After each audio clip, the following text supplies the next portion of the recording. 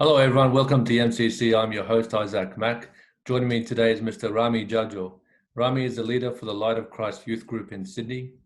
He has a passion for acting, which is why he holds a diploma in theatre performance and has appeared on some very popular Australian TV shows, which we'll talk about. He also holds a bachelors in communication, majoring in journalism and TV production, and now he owns his own media business. Ramy will also be undergoing his master's in theology this year. What's more is Ramy is currently directing a documentary called Assyria A.D. He's a busy man, so we thank him for his time today. So Ramy, welcome. Thank you. Thank you, Isaac. Thank you for having me. Yeah, no, it's good to have you, man. So 2021 sounds like a big year for you.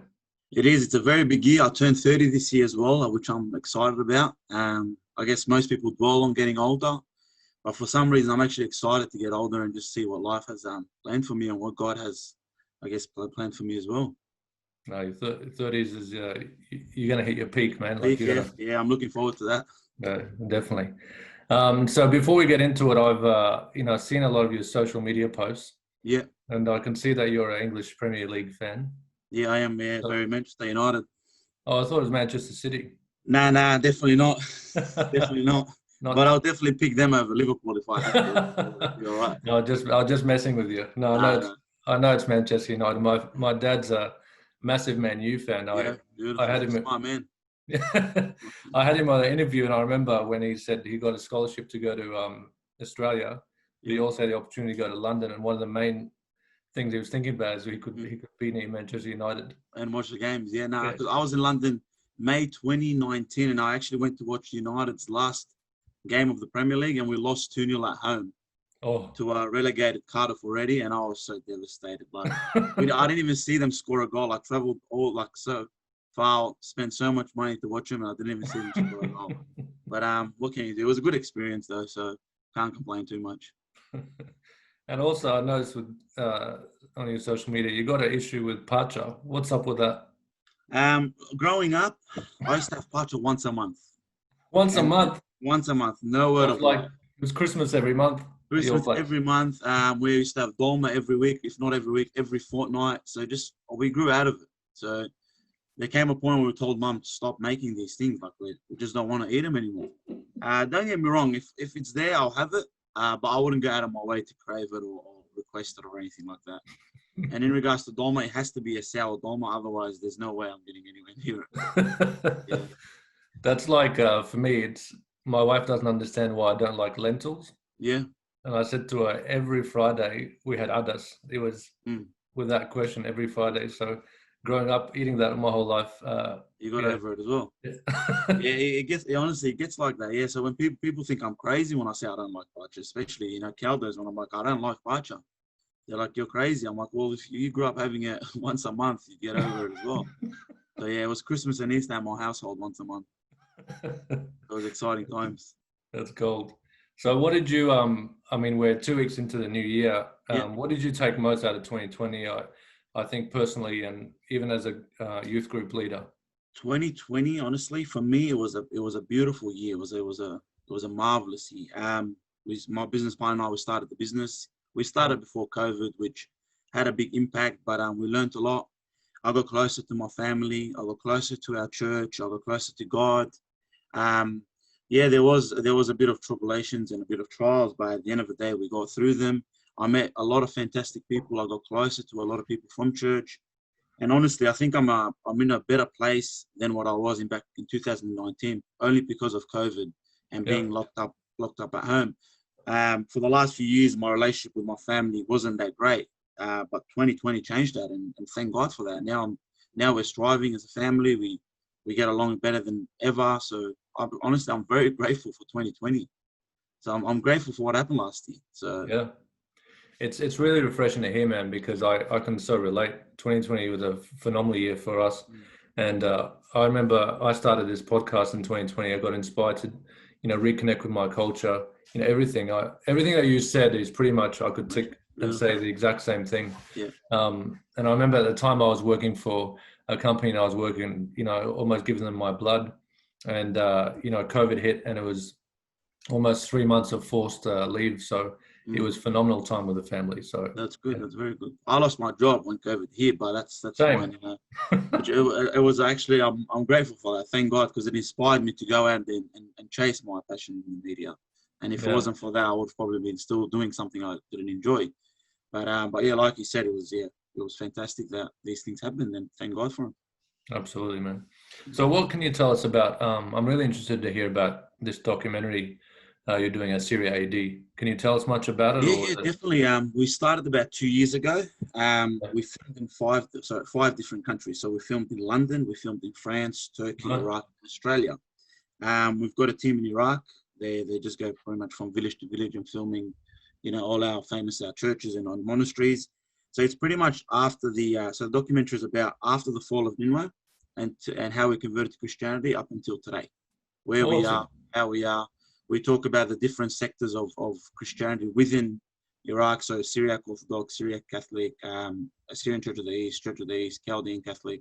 So we pretty much we speak about the whole broad issue, the whole broad of Christianity, and also we've got people like Professor from Yelders, who's based in Spain. He's the Vice Chancellor of Salamanca University, and he holds a PhD in Syriac Christianity as well. So we pretty much went to London to film him, and then when he came to Australia, we also filmed him again. So I'm pretty excited for this documentary. It is my biggest project up to date. When I got asked to direct it and then take part in it, I was a bit hesitant due to, I guess, the name, and since I'm part of the Chaldean community in the Chaldean Catholic Church. But at the end of the day, it is a project, and work is work. So I'm very excited for it to be released. It will be released hopefully within the next month or two, God willing. Yeah. Oh. And then it'll be out there for everyone to watch. Where will It be? will, well, we're hoping to we're hoping restrictions ease down again, so we can have a premiere. If not, it'll just be released online. Okay, awesome. So Awesome. yeah. No, we'll keep us posted, man. We'll. Yeah, no, definitely will. I'm really keen to watch it now, just after what you've said, especially the fact that you said it's it basically talks about when, you know, how Christianity came into Iraq and what's happened since. I don't think I've heard of really many people talking about that, because sorry. Sorry, just going to say, because you know, when you look at our history, I've looked at even documentaries where they talk about the Assyrian Empire, Babylonians, all that. So they go way back, and then they just go into you know, what's happened 6 years ago, ISIS invaded, or all that. So there's not much in between that. Correct. So when we came together as a group, so pretty much this project is by Suraya for Suraya. So we've got members from Church of the East, we've got members from Ancient Church of the East, we've got members from the Chaldean Catholic Church, members from the Syriac Orthodox Church who are working on this project. So there are projects out there for, you know, Babylonians and Assyrians, but they're not made by our own people. So this project is made by our own people. So we're telling our story from our own perspective. So yeah, it is going to be pretty exciting. There's a lot of knowledge and a lot of facts and a lot of references on the documentary as well. So people will, so this documentary is pretty much for our own people. So it benefits them, and they learn how Christianity came about in Iraq and so forth. Awesome. Well, if there's a premiere, let me know. I definitely will. Definitely, 100% will let you know. Awesome. So how do you feel about the media industry today? The media industry, well, I guess growing up, I started acting in my late high school years.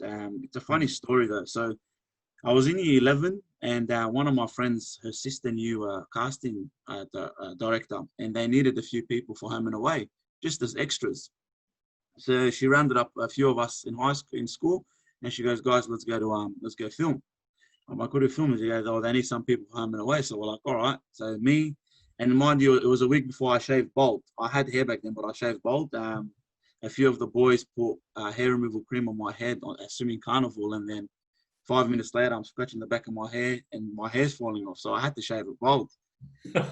So yeah, I rock up with this, with this Middle Eastern head of mine, wearing the light blue shirts and a button-up white shirt. I get there and I got along with the producer very well. So we started filming the scenes, and the producer grabs me and she goes to me, "Can you say a few lines on the show?" I'm like, "Yeah, definitely. That's not a problem at all."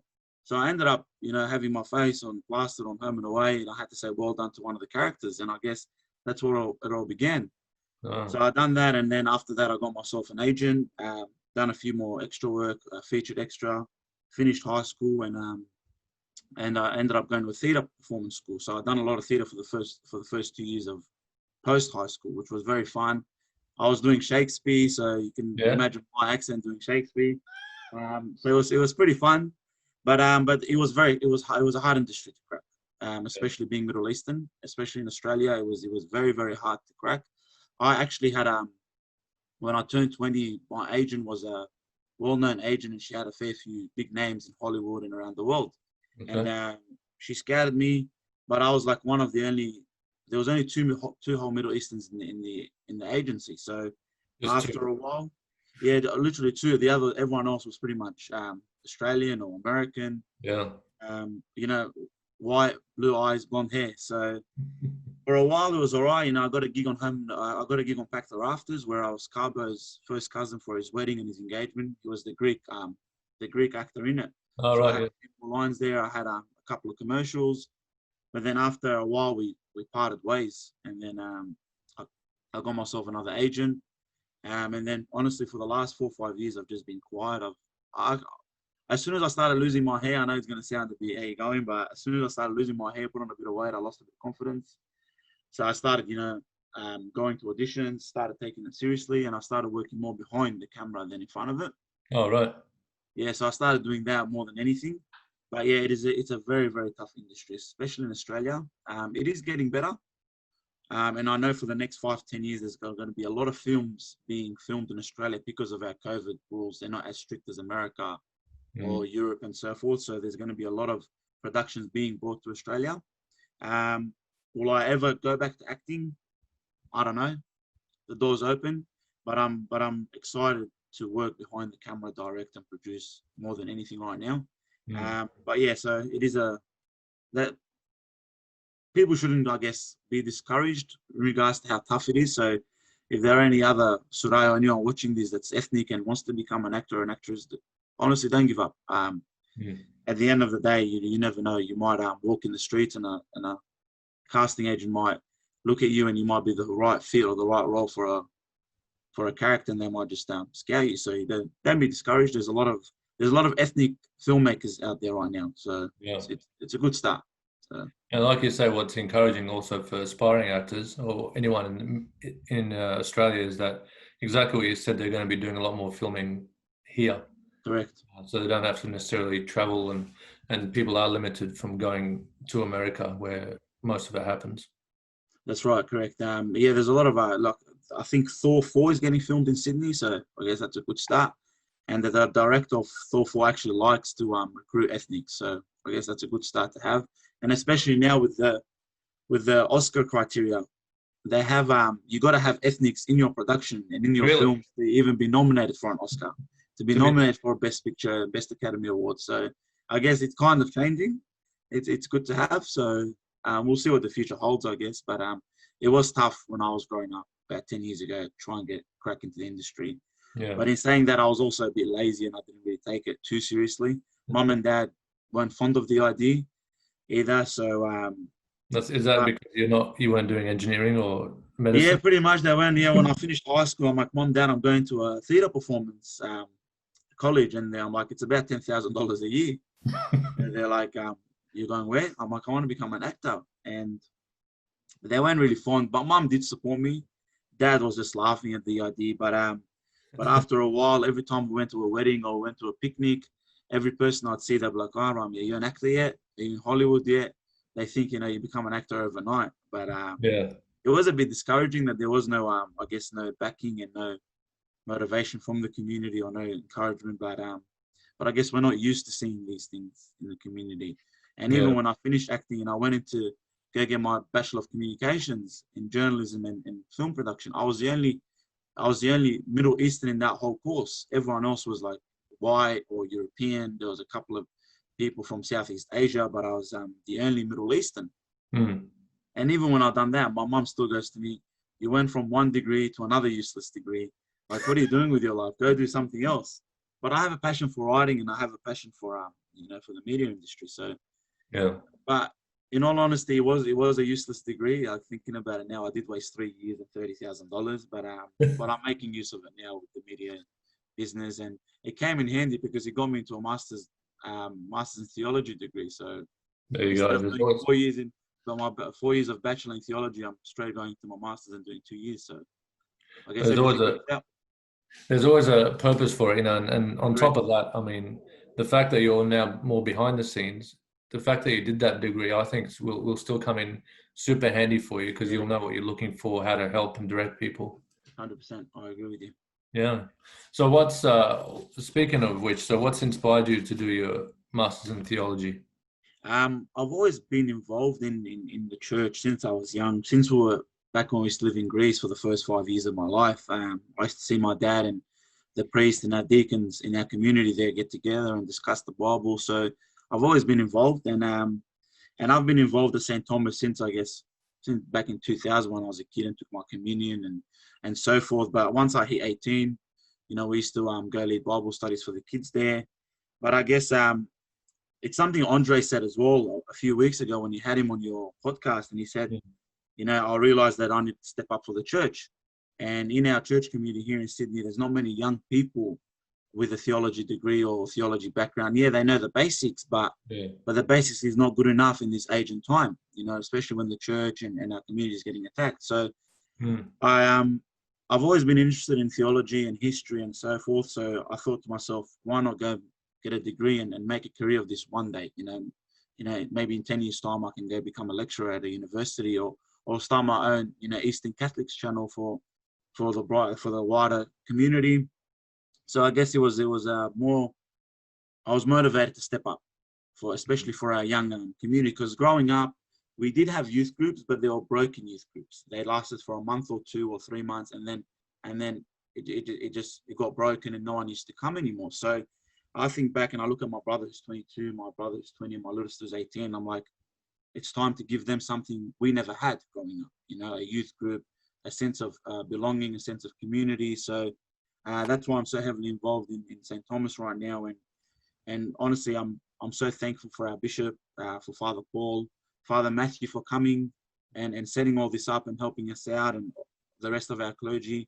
We have a good group together, and we have a beautiful support system. And not just myself, every single leader at St. Thomas right now is very grateful for him, because everything we ask him, they don't say no. We call him, Father, can we use the hall? Father, can you sort out adoration for us? And there's never a no answer. So they're trying their best to bring everyone back to church, and we're trying to, I guess, grow the family. So it's good to see, and I'm very excited for the future of the church. So I love it. So what do you think is the difference now, for example, with Light of Christ Youth Group versus what you first saw, what you spoke about, how, because I experienced that as well. A lot of youth groups would last, and I grew up in Brisbane, so it's much, much smaller. much smaller. But even with that small amount of people, it lasts maybe a month or two, and there was no follow through. So what do you think is the difference now, like with what you guys are doing? And the biggest difference, I guess, is the age. So back then, it was people like they were 19, 20, 21 trying to start youth groups. And I don't mean to talk ill of anyone or any group, but even our church was kind of broken towards the English-speaking youth. They didn't know how to go about, bringing them together. Yeah. They didn't know how to communicate. They didn't know how to. They still had I guess the Middle Eastern mentality of approaching things. And in this age of time, the English-speaking youth is different to the Arabic-speaking youth. Yeah. There's a big difference. So I guess the transition to becoming a bit more modern towards the English-speaking youth is a big factor of why everyone's coming back to church. Back then we used to go to church and we seen something we didn't like, or for me, I used to go to church and I used to attend mass, and they used to have half Arabic in mass. And in my mind, I'm like, why? We have our own language. We speak. It's an English-speaking country. Why are we speaking Arabic in a church that we can speak Surah? And I used to get turned off, and I used to, leave the church for a few months, and then God would call me back and reel me back in, and it's like, where you go, mate? I'm not done with you. So that was a big factor, and not just me. There was a lot of English-speaking youth who felt the same. But now that as I got older and I thought about it, I'm like, well, Arabic is another language. Like I wish I could speak Arabic and understand Arabic fluently. Like the more languages the better. And we gotta, I guess, cater to the community who don't speak Surah and their English isn't the best. But when you're young and you think rational and you're very I guess, prideful. But now that I'm older, it makes more sense to me, and we actually have a good relationship with the Arabic youth now. Something we never had back Good. then. It was always conflict. But now, like the leaders of the Arabic youth and the leaders of the young English adult group get along very well, Good. and moving forward, we want to do projects together. So I guess that's a big help, and it's a big difference from back in the days. That's awesome, dude. That's so you're a self-confessed outspoken person. Yeah, I'm very opinionated, so I have a lot of opinions. So if you I, haven't noticed on Facebook, so it's all right. So I can relate. My wife has always said that I don't have a filter between my brain and my mouth. yeah, it sounds the same about me. So yeah, and the good thing is you're always going to get an answer, I think, from out of me, and I suppose from you, no matter how loving or brutal it is.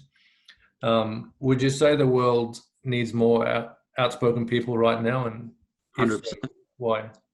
100%. So if we sit back and see all the wrongdoings and we don't say a word, it's just going to get worse and worse. I look at it from a Christian's perspective.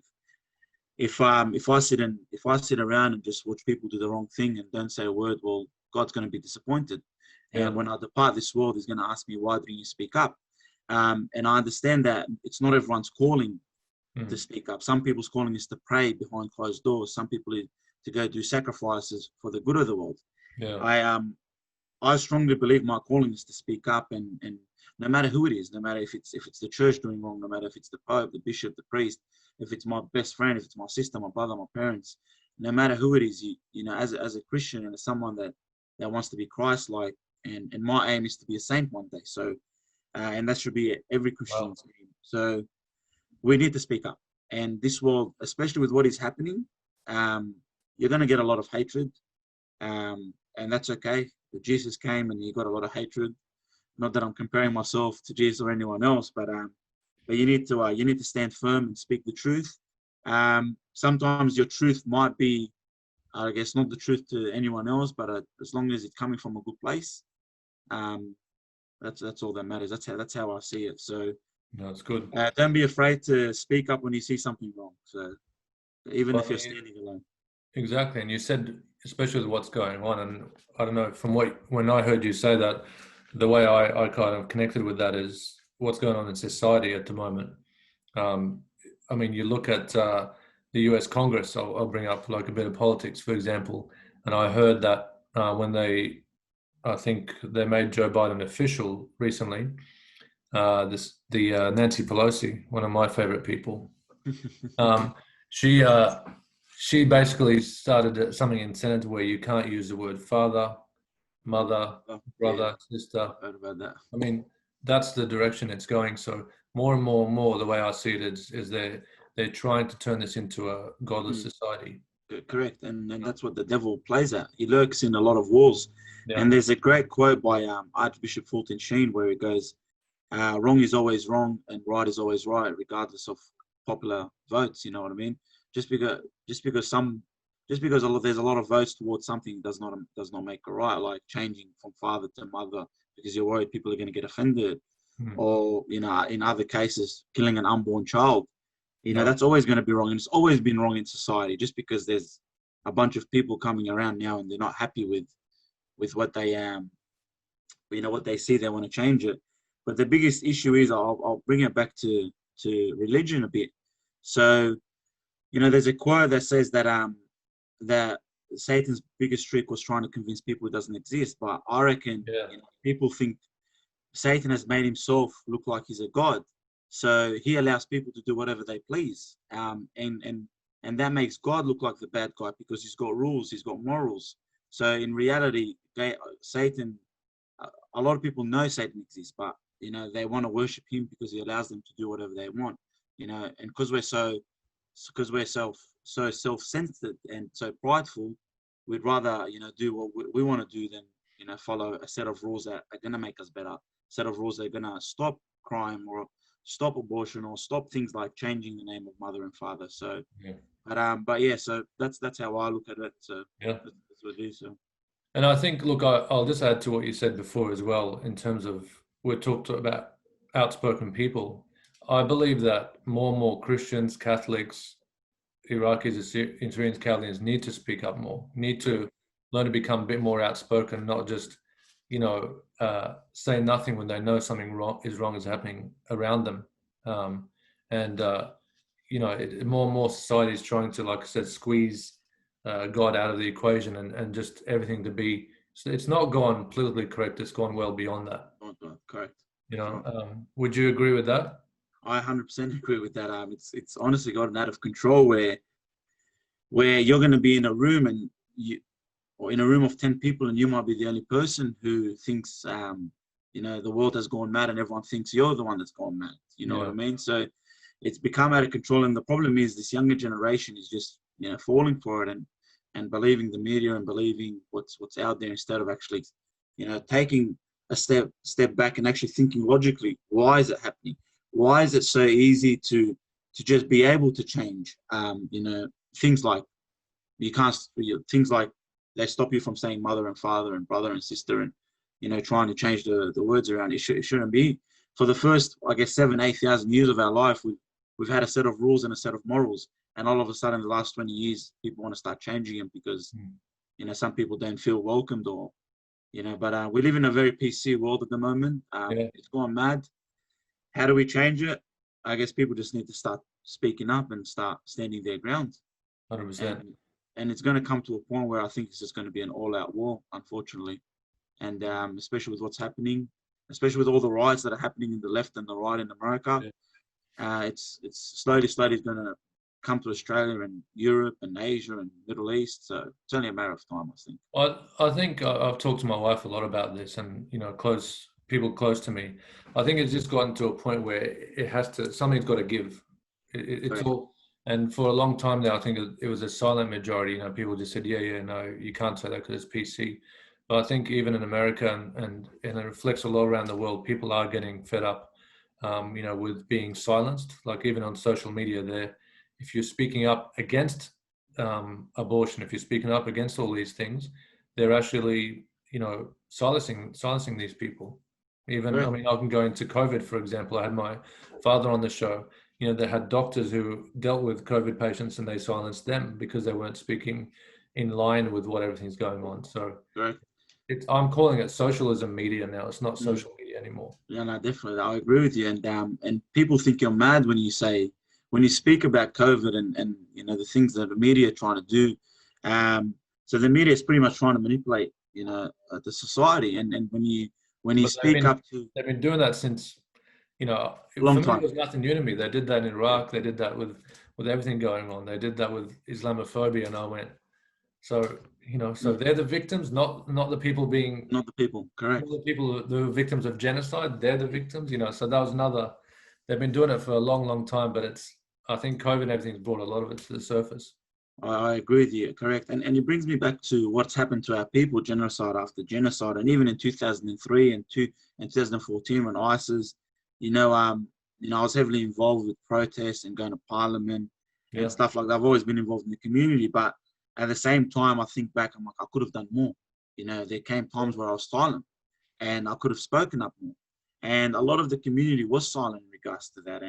And I think it comes back to, I guess, people being scared. They're scared that they're going to get attacked or they're going to lose their job or in regards to that, you're going to lose your job just by being a Christian. So it's going to come to a time where you're going to be working and they're going to ask you what religion you're from. And as soon as you say you're Christian, they're going to be like, there's the door, mate. Start walking out. I honestly reckon that's where the world is heading at the moment. If you're the bad person if you're a Christian. So that's... No, we won't let it get there. No, definitely won't let it get there. But it is getting there, unfortunately. I think that's what they want, obviously, and that's what the devil wants. But that ain't gonna happen. We won't let it get there. No.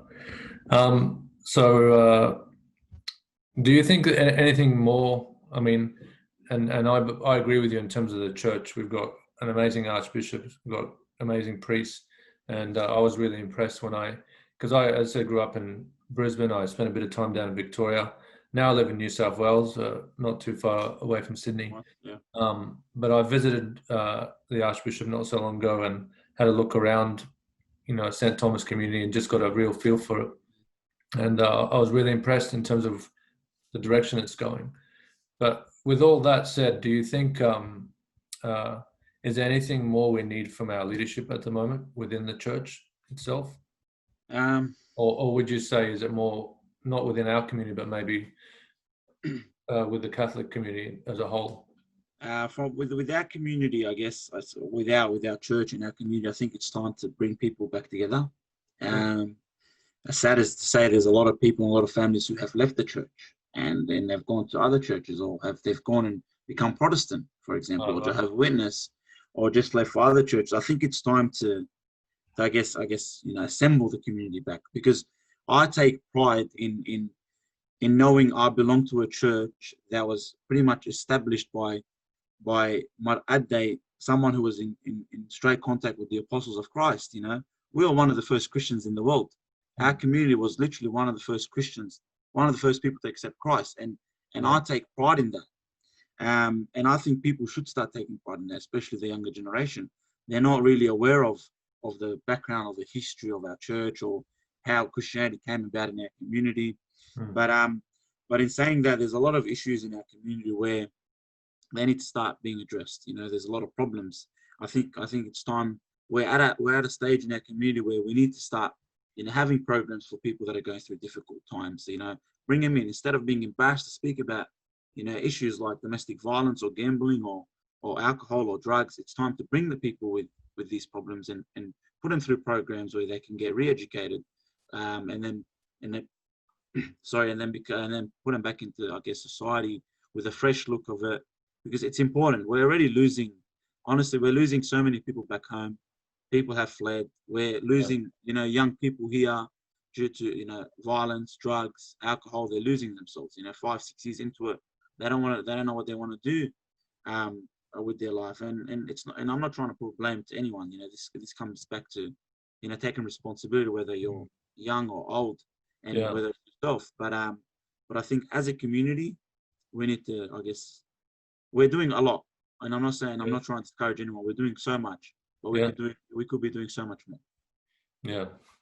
I mean, you and I connected, I think there was that tragic death of a woman who was, and I was shocked to hear it as well when I first saw the news that I think she was Chaldean, and that was a result of domestic violence, and that gave me I think it gave a lot of people a wake up call, and it gave me a real, because I've spoken to a few people who are sort of close to what's going on, especially in that side of it, and I've talked to a few people about actually putting together some form of and it'd be online, like almost like a talk show where we can talk to people, where people can call in who are anonymous, but can talk about their issues. And I've got a friend of mine who's actually an expert in this sort of field, to have people like that on board.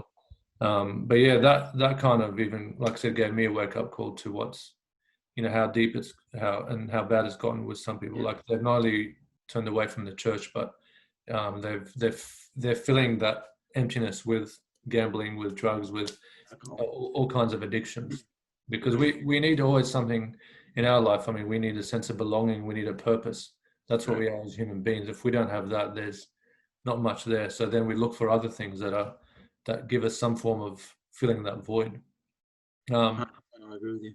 But I think, in my opinion, it's one thing, and that's why I want to actually go down that direction of, and I hope to have your help with it as well, but going down that direction of helping these people, because I think, as much as I'm a believer, you can't just give these people a Bible and say you got to come back to church. Yeah, it doesn't work like that. No, you can't do that. They're far gone. They're far removed from that. We need to help them first and actually get to the root of the problem and help them with their day-to-day habits, what they do when they wake up in the morning, all of that. And then, I think obviously God will be part of that as well. Agreed. But no, I agree with you 100% on that one. And yeah, like you said, you can't give them a Bible and expect them to come to church. You got to give them a reason to want to change, to do better. And this comes down to problems inside the house. Some of them probably have issues where they can't find a job or they can't speak the language, so it leads to other things. Yeah. because, they find comfort in drinking, or they find comfort in drugs, or going to your local RSL and having a punt. So so we got to give them a reason to want to, I guess, come back to the community, to want to learn, to get better, because these things, as sad as it is, they happen often in our community. You know what I mean? And it's not because of it's all they know. It's because they're so confined inside their house, where the wife is just a housewife. She hardly goes out. The husband either comes home and there's nothing else to do, so there's a lot of argument, a lot of fights, or I guess the only place he goes is the coffee shop, and comes back to the same routine. So there's no, I guess they're not stepping out of their comfort zone. It's the same routine every single day, especially for the new arrivals. And I think we need to break that cycle of giving them, I guess, giving them places to go, programs to attend. But it also comes down to, once, I guess, we give them all these opportunities and they start getting better, we also, as families, we need to start putting Christ in the middle.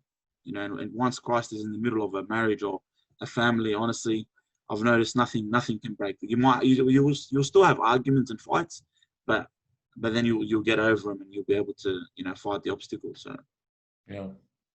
And do you think it's I agree with you 100%. Do you think it's a particular group of people, or I mean, is it people that have just come into the country, or is it a mixture? not I don't know much necessarily. I about. think domestic violence doesn't have, I guess, a time frame of when you came to Australia, or you can come across someone that was born in Australia and be violent against his wife, or the wife against the husband, or against the children.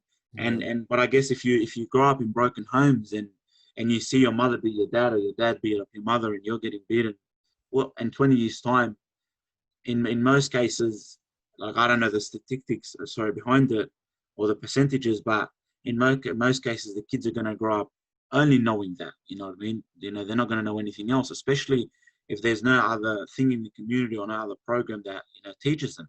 So they're going to grow up, get married, and if their wife does something, they're going to start the process again, and the wife and the husband are going to start arguing. So I guess we need to break the cycle. I guess it's we don't want another death in the community. We definitely don't want that. You know what I mean? Let's put an end to this one, and let's, God willing, hope it's the last one. So I think we just need to break this. We need to be the generation to break that cycle. Yeah. Yeah. Well, I don't think it can happen without a program, and that's my vision for it, because I worked with the disadvantaged youth years ago, and these were kids that were. I remember one of the students was, I think he'd been to 29 foster homes, and he was only 18 years old. Finished school, like, he'd only had 3 years of schooling, but he was super gifted in graphic arts. And I mentored him for a while, and he built his own business. Wow, that's amazing. 5-6 years later. So there's definitely reform, and there's definitely ways that you can help these people. But it only works with a program that people can actually become part of. Yeah. Because everyone's born with a talent, and if you give our youth, every single of our youth member within the community has a talent. We just need to find out what their talent is and nurture them. Because in most cases, some of them have a talent, and they don't know how to go about, I guess, like, working towards it. You know what I mean? And just a few months ago, myself and Jason Yusuf, we started an organization called Chaldean Community Project, where we're helping out the youth. So we're helping out the youth of the church, and anyone who, I guess, wants to get into a field but they don't know how to go about it. They can approach us, and we can lead them towards. I think that's very important, especially for our youth, especially when it comes to youth who want to get into the entertainment industry, or something that's not to become a doctor or an engineer or a lawyer or a teacher, something that something that's artistic, something that they want to, like, become a painter, an artist, or a writer. They don't know where to start, because it's not big in our community. There's no platform for it. So if anyone's listening to this and it's something they want to think about, they're more than happy to send me a message, and I'm more than happy to discuss. But I think we need programs like that, and not just for artistic people. It can be programs for kids that want to become lawyers or teachers or doctors. We have a lot of people in our community in those professions, and I think those people need to start stepping up for the youth, especially if they care about the community. they need to start stepping up and providing guidance for these younger people. Yeah, You know? I can't agree more. It's part of the reason why I started this whole podcast was to bring light, to lift the people up from our community who actually are well skilled, who are successful in their right, and maybe the kids can get something out of it. Because for me, the biggest thing was that gap between high school and what to do after. Like whether there's that sense of, what do we do now? Do I go to uni and devote myself to a particular profession and then just do that for the rest of my life, or what I actually want to do in my life? Do you find that there are a lot of youth that's still in that zone when they get out?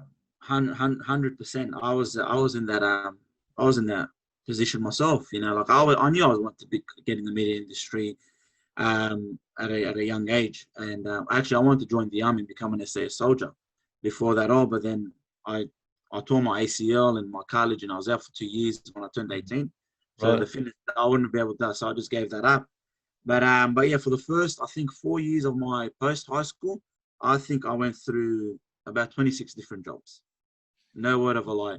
Every month, if I didn't like a job, I'd walk out or I'd resign, and I'd go try something new while I was, doing my studies and my acting. Yeah, Um, and honestly, like, I think there's nothing wrong with that, because you I need to agree. find out where you're going to enjoy it. You can't go do a law degree and then after. I know if I got a friends that went and done a law degree, they worked for 1 year and they hated their life, so they stopped doing it. So they just wasted 4 years, $45,000, and they're still going to have to pay for the rest of their life back to literally do something just to please their parents. Yeah, And I understand making your parents proud is relevant, but at the end of the day, you got to live your life for yourself. You can't go become a doctor if you're not going to enjoy being a doctor, just so you can put a smile on your parents. Life doesn't work like that. At the end of the day, your parents are not want you to be happy for the rest of your life doing something that's going to make them proud. If you want to go become a journalist, go become a journalist. Your parents are going to be happy that you have a career. They're going to be happy that you're happy. But don't go become an engineer just because you want to please the community or you want to please your family, and then not get a job in the engineering degree and then end up at a sales job for the rest of your life. That you're miserable. yeah, So I guess explore for the first 2, 3, 4, 5. While you're still at home, explore. And I'm not saying go sit at home. Always have a job. Make sure there's income coming in, but go explore in different career paths, yeah, especially if you don't know what you want to do in life. Go work a sales job for a month. If you don't like it, leave. Go do an apprentice, like go work as an admin for an engineering or whatever, engineering, a law firm. See if you like it. There's plenty of careers and plenty of opportunity. Just don't. No matter what you do, as long as you're proud of yourself and you're happy doing it, and it's got the right morals and set of rules, and you're not hurting anyone, go ahead and do it. If you wanna go make films, go make films. If you want to go paint for the rest of your life and write books, go do that. If you want to go be a lawyer, go do that. But you're not limited to 4 professions only. So go explore. So before settling in anything, to the young kids that just finished high school, if you don't know what you're doing, you're confused, honestly, go explore until you find the career you want to be in, because you're going to wake up every day for the rest of your life. You're either going to wake up miserable or you're going to be happy to go to work. So yeah. And the reality is, that's some awesome advice there. I agree 100% with all of it. One of my old mentors used to say to me, when it came to parents or people that don't understand what your passions are and what you're doing, he just said, look, they'll get it when you make it. correct. They might not understand it now, like whether you want to be an actor or you want to be a producer or a musician, whatever you want to do, but they might not understand it now. But if you actually completely devote yourself to your passion, they'll get it when you actually make it. And that's just how life and I think communities work. I mean, even Australia, you spoke about the Australian community when it comes to media. Yeah. You look at Thor, the Hemsworth brothers, all these guys, they may have had a little bit of light here in Australia, but when they actually made it overseas, everyone's like, oh, they're Well, they Australian. can make it, we can make it. Yeah, correct. That's right. So that's just the way people, I think, are. There is that herd sheep mentality. They'll really support you when Once you're you're big, correct. And yeah, like I'm 29 now, 30 in 6 months, and yeah, sometimes my parents are still hesitant about the industry I want to get, like the career path I'm taking. yeah, And they're like, yeah, like, isn't it time for you to start doing something that's gonna, make like be better for you, like as a career path? But I guess they won't understand until, I guess, I'm up there, or it's becoming consistent, consistent job or a consistent career. Yeah. So I guess my mum's happy that I'm doing my master's in theology. So she's happy that that's I guess that's a nice career path I'm going in. She goes, it's stable, you can get a job, but she doesn't understand that the business is looking good. We're about to open a studio, like a Western Sydney film studio for I guess other filmmakers in Sydney, Awesome. where they can come and create their content there. But like you said, honestly, they don't understand until you actually get to the point where wow, it's actually you are somebody. Yeah. So Absolutely. Awesome, brother. So, what's your main purpose right now, would you say? my main purpose right now is to I guess get as many youth out of the street and back into church. That's what I'm aspiring to in 2021. Our youth, not just our youth, our community know the basics behind our faith, but they don't know the deep end to it. Like if someone was to ask them a question that was not Catholic, most of them will not know how to answer it. So this year, with especially with Light of Christ, I want to make sure the youth get to know the Bible. Start reading the Bible instead of Googling a quote and putting it up on Instagram or Facebook for the sake of putting a Bible quote up. But my purpose this year, and I'm strongly driven towards it, is to make sure the younger generation is equipped once they get to my age when it comes to faith, or to lead the younger generation, because the younger they're getting, the worse they're getting, honestly. From what I see, the 14, 15-year-olds, the respect has gone out the window, the morals have gone out the window, and I think it's time to gather our children and bring them somewhere where they're going to feel safe and comfortable and belong. Because at the end of the day, most of these kids rebel because they don't feel they belong at home, because they're so different from their parents. There's no affection and love in most of our households, because we've been taught tough love. But most of these kids these days, they don't want tough love. They've grown up watching movies where the father is so affectionate with the children and the mother so affectionate with the children. They look at their parents, they're like, well, where's it? Where's our hugs, and where's our I love yous, and where's our kisses? And so when they don't feel that at home, they go try and get it elsewhere. They go try and belong with the bad crowd, or where the drugs are, or smoking weed, or whatever it is. So I think it's what we need to do is gather our children and tell them that they are somebody, they are loved, and they belong, and they don't belong anywhere else but the house of God. So I think that's my aim for 2021. Awesome, brother. Yeah. Have you had someone that's been a real big influence in your life? Is it big influence? That's a good question. I guess my dad's been, because my dad's a very when it comes to theology and biblical, he's a very smart man. He knows his stuff, and my dad's also a writer. So I guess my father, but my dad writes a lot, writes stories and poetry and in Arabic, and mainly Arabic, sometimes Surat. But I guess I'm trying to think. Honestly, besides that, not really. Like I guess I have a purpose in life where, I think you follow your gut? Pretty much. So what drives me is me in 10 years time, me in 5 years time. So I wanna, like, me in 10 years time, I wanna be like I want to be like Scott Hahn, God willing. That's what drives me. What drives me is me in 10 years time, and I think, wow, can I go around the world talking about the faith? And I'm like, wow, that's what I'm going to strive towards. So I guess that's my inspiration, and that's my motivation. So, well, that's something I tell people all the time, and that I learned this is when you have that vision, that's something that God's put in your heart. Correct. So that's something that you can't. That's where it comes from. So it's and that's where our imagination comes from. When we get certain ideas or visions, all that stuff, that's, for me, that's God speaking through you and saying, hey, I agree with you. And so if you just follow it and forget about how it's going to happen, then there's no doubt it'll happen. Like, I'm a big believer in that. So, I agree with you 100%. And then since I was a young boy, I just felt like God has so much more for me in this life. And every time I actually got away from the church because of the politics, or I disagreed with the priest, or I disagreed with a youth member, I'd get too emotional and I'd leave. And a few months later, God would be like, mate, come back. I'm not done with you yet. And, but when I was 23, I felt very ill to the point where I gave up on faith and I gave up on everything, and God made me hit rock bottom because it was the only way He could reach me again and pull me back up. And I'm thankful for that. Sometimes God lets us hit rock bottom because it's the only way we're going to come back to Him. So, in saying that, so God is our source of strength in every single way, and we can't be part-time Christians. It's either we give full time to Christ, we devote our whole life to. You can't, Christ is not, because a lot of people are in between. They go and do whatever they want during the week, and then come Sunday they'll go confessions and take qurbana, and they think, that's their job done. It's an insurance policy. So when Christ comes knocking, they can be like, oh, but I attended mass on Sunday. God. So you do that. You got to give your whole heart to Him, or honestly, don't even bother. Like there's no point. Great. Hey man, where would you like to see the church, in particular our culture, say 30 years from now? Like 30 years. when you and I've got a few more years on you, so I've done my 30. 30, yeah.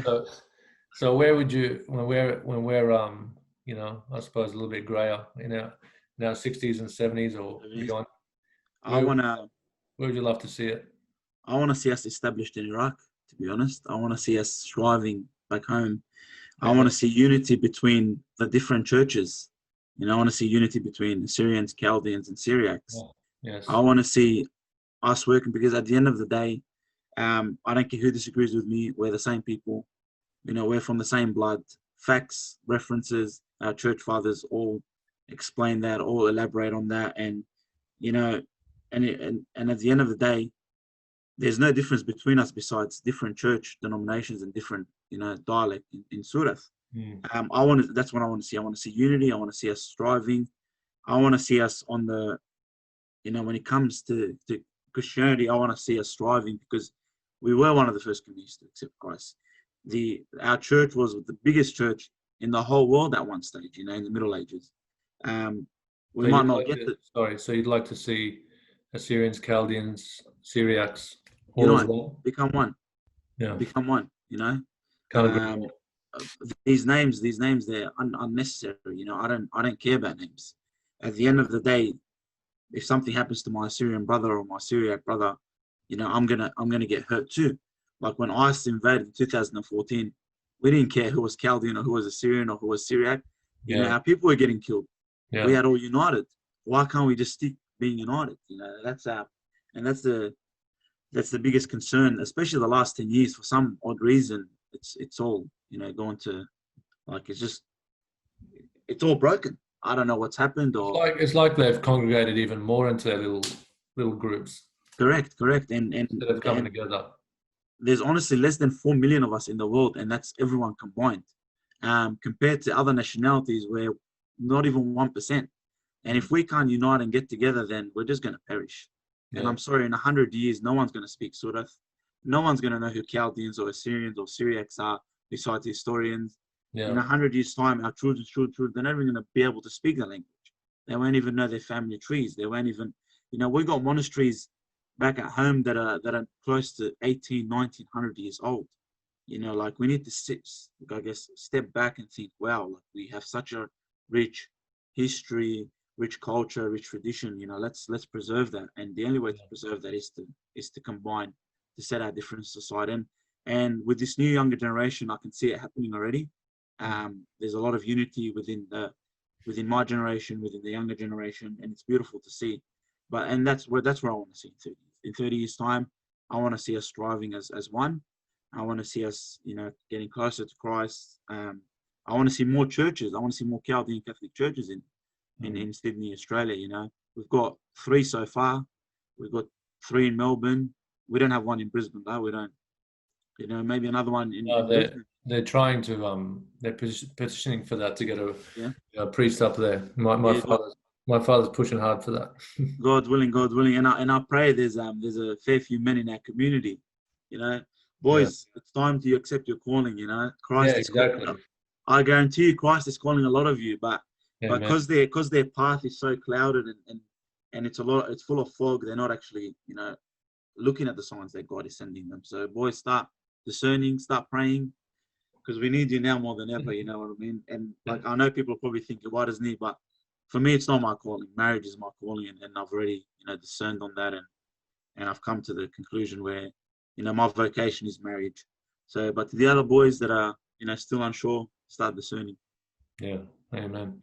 And I think what you said is basically, like I said, I'm very similar. It's the same vision I have, to just be one church, not all this Assyrian Chaldean. And wouldn't it be amazing in say 30 years' time if we can visit Iraq and it's just a beautiful safe haven for Correct, 100%. All the Christian Iraqis there.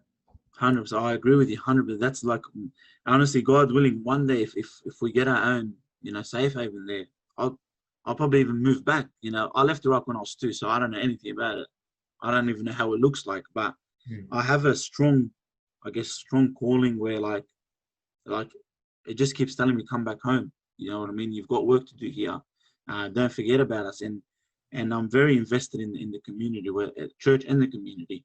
And I have a very, sense of belonging to want to go back one day, whether it's to live there for a while permanently or even visit. And we have such a rich history, rich culture, rich tradition. Like Jesus spoke our language. Who out there in the world can say, the Savior, God's Son, God Himself spoke our language. Yeah. Like that's like just wow. That's just we should take pride in that itself. And I think we should start investing a bit more in our culture and unity, especially unity. 100%, man. Yeah, I mean, I think what you said is that calling that you have. I would guarantee that anyone who's within our culture has that same feeling. 100%. Yeah, without a doubt. I think we'll wrap up soon, man. It's been an absolute pleasure to talk. Thank you for having me. I reckon I could list quite a few subjects that we could talk for hours. And we can go for hours, and put people either to be inspired or put them to bed. Put to bed. No, definitely. But thank you so much for having me. It's been an absolute pleasure, and I'm looking forward for when this gets released and I can listen to my own voice and talk. So yeah, you like the sound of your own. Hopefully we see you very soon in Sydney. Yeah, when all these restrictions go away. So yeah, when those lockdowns go away, we're definitely doing that. Any advice that you could, anything you would change from what you've done since you left high school? Not really, because it's made me the person I am. There are little changes where like I've let myself go, put on weight, stop training. Little changes like that. I wish I didn't stop that. But hey, I'll just warn you. Be prepared when you become a parent, because just make sure you got your habits on point. Have it on point now. I'll make sure of that, because I'm back to training now. Thank God, I've lost a few kilos, so I just want to get back into that routine and not stop. But I guess I wouldn't change anything. It made me the person I am, because if I do change anything, I might not be in the position I am now. I might not be close to Christ. I might went down a different path. But I guess my advice is trust in the Lord, and no matter what you're going through, no matter what trials or tribulations, because good or bad, it's going to come to pass. You know what I mean? So trust in the Lord, and He'll direct you. Awesome, brother. Well, I just want to say thank you for what you're doing for our culture, our community, especially with the youth. It's and I can't encourage more and more people to do what you're doing. Don't be afraid to speak out. Stand up for our culture, stand up for yourself, stand up for our faith. We got to fight the fight. I think a lot of times Catholics, Christians think we don't get involved in disputes or fights or arguments and all that stuff, and we stay away. We've got to be good Christians. But if you don't open this, and if you don't fight back, then people will you got to pray with action. Praying by itself is not going to get you anywhere. You got to pray with action, and Christ would not want us standing around and doing nothing. Yeah. Christ Himself, when He seen the wrongdoings in the temple, went and destroyed the temple Himself. So there you go. We need to take that on board. Get up and do something. Correct. Thank you again. God bless you, brother. Thanks. God bless you. Thank you. I'll see you very soon. See you, God bless. Bye.